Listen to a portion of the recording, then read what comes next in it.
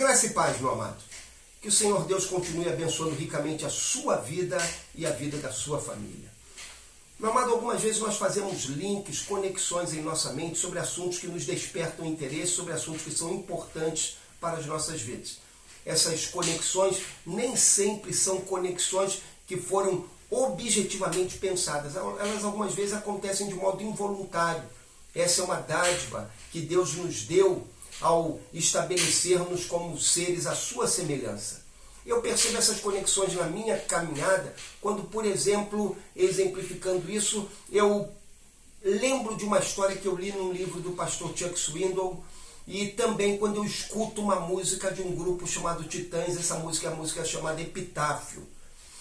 Naquela música chamada Epitáfio, o autor ele diz que ele deveria ter amado mais, ele deveria ter chorado mais, ele deveria ter visto o sol nascer, deveria ter visto o sol se pôr, ele deveria ter deixado de dar tanta atenção a coisas secundárias e aproveitado melhor a sua existência. Isso sempre me lembra a história do livro do pastor Chuck Swindoll, quando ele fala de um casal, de um homem e uma mulher que estão conversando e então um dirige-se para o outro e fala assim: e agora, como ela vai se apresentar? Então o outro diz: olha, ela tem um conjuntinho preto que ela guardou para uma ocasião especial. E aí a primeira pessoa diz: existe ocasião mais especial do que o seu próprio sepultamento? Aquela pessoa deixou de usar aquela roupa tão bonita, esperando um dia especial, e esse dia nunca chegou. E aí então aquela roupinha tão especial seria usada num momento em que ela já não teria mais o prazer e a alegria de experimentar. Algumas vezes nós vivemos assim.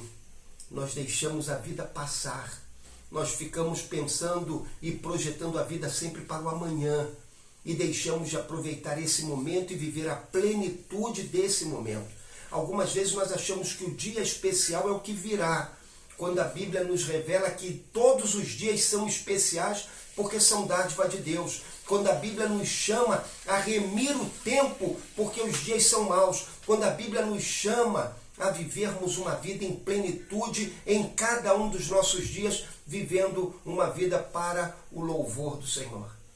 Meu amado, quando eu penso nessa música e nessa história, eu me sinto motivado a viver da melhor maneira possível cada um dos meus dias. E isso, então, me lembra que existe uma maneira muito simples de você viver a sua vida em plenitude. E é quando você atenta para os conselhos da Palavra de Deus, para as orientações que a Bíblia nos dá. Dentre essas orientações e dentre esses ensinos da Palavra de Deus, eu queria deixar com você hoje duas ideias que podem te ajudar a viver uma vida em plenitude já agora. Uma delas eu encontro naquilo que eu chamo o epitáfio de Moisés. E essa ideia está lá em Deuteronômio 34:5, que diz assim: então Moisés, servo do Senhor, morreu ali na terra de Moabe, conforme o Senhor havia falado. Que maneira tão simples, mas ao mesmo tempo tão profunda de falar de um servo como Moisés. Quando nós pensamos em Moisés, nós pensamos no mar se abrindo, nas pragas do Egito, na sarça ardente, na condução do povo pelo deserto, nos milagres de provisão da parte de Deus. Contudo, no final, quando se fala da vida dele em perspectiva, a pessoa que escreveu esse momento, esse epitáfio em Deuteronômio, ela diz apenas que Moisés era servo do Senhor. Você quer viver uma vida em plenitude? Sirva ao Senhor. Faça do Senhor a razão de ser da sua existência. Consagre todo o seu viver ao Senhor e viva em obediência à vontade de Deus. Moisés, servo do Senhor. Você está lembrado daquilo que fala Jesus quando ele conta-nos a parábola lá dos talentos? Quando ele diz: bem está servo bom e fiel. Entra no gozo do teu Senhor. Se você viver como servo do Senhor, você experimentará a vida em plenitude aqui e na eternidade, será recompensado pela graça de Deus. Mas há uma segunda ideia que eu acho que cai muito bem nisso, quando nós pensamos em viver uma vida em plenitude, vivê-la já. E é uma declaração que é feita sobre um outro personagem da Bíblia.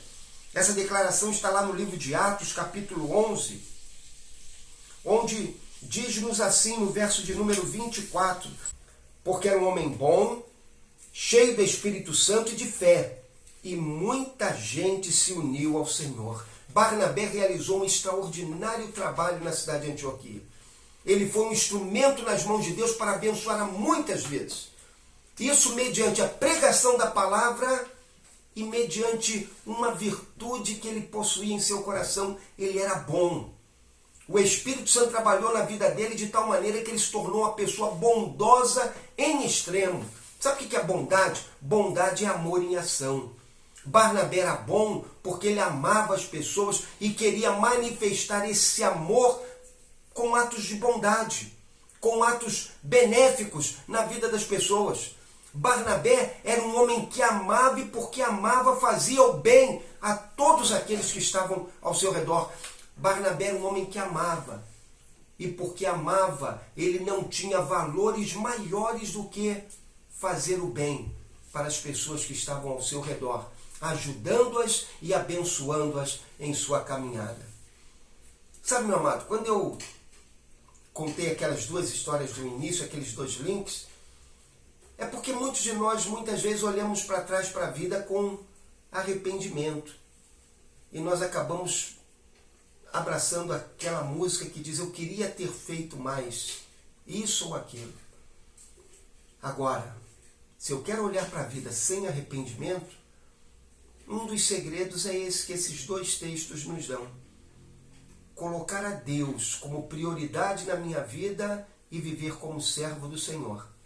Colocar o meu próximo como uma das prioridades da minha vida e viver em amor e bondade para com Ele. Porque se nós vivermos dessa maneira, nós vamos olhar para trás e não vamos ter arrependimento. Nós não vamos dizer: queria ter amado mais. Não, nós diremos: eu amei ao máximo, eu me dediquei ao máximo, eu ajudei ao máximo e eu aproveitei ao máximo cada oportunidade que o Senhor me concedeu em minha vida. Que Deus te abençoe.